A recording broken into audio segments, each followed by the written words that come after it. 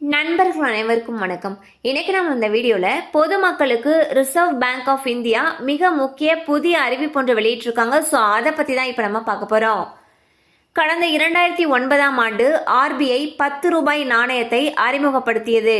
இந்த நாணயத்தில் ஒற்றுமை, வேறுபாடு மற்றும் இணைப்பு மற்றும் தகவல் தொழில்நுட்பம் என்ற எழுத்துக்கள் பொறிக்கப்பட்டிருந்தன. இந்த 10 ரூபாய் நாணயத்தை பல்வேறு வடிவங்களில் வெளியிட்டு வருவதால் மக்கள் அதை பயன்படுத்த அஞ்சுகின்றனர். இதனால் ஆர்பிஐ 10 ரூபாய் நாணயத்தை எந்த இடத்திலும் பயன்படுத்தலாம் என்று அறிக்கை வெளியிட்டனர். இருப்பினும் இந்த நாணயத்தை ஒரு சில மாவட்டங்களில் உள்ள கடைகள், பேருந்துகள் மற்றும் வங்கிகள் போன்ற இடங்களில் வாங்கப்படுவதில்லை. இதனால் ஆர்பிஐ தற்பொழுது வங்கி ஊழியர்கள் வாடிக்கையாளர்களிடமிருந்து 10 ரூபாய் நாணயத்தை மறுக்காமல் பெற்றுக்கொள்ள வேண்டும் எனவும், மீறினால் நடவடிக்கை எடுக்கப்படும் எனவும் தெரிவித்துள்ளனர். மேலும் இது குறித்த அறிவிப்பை அனைத்து வங்கிகளிலும் நோட்டீஸ் போன்றவை மூலம் மக்களுக்கு தெரியப்படுத்த வேண்டும் எனவும் ஆர்பிஐ கூறியுள்ளது. மீண்டும் நாணயத்தை பெற மறுக்கும் நபர்களை பற்றி புகார் தெரிவிக்கலாம் எனவும், அவர்கள் மீது கடுமையான நடவடிக்கைகள் எடுக்கப்படும் எனவும் ஆர்பிஐ தெரிவித்துள்ளது.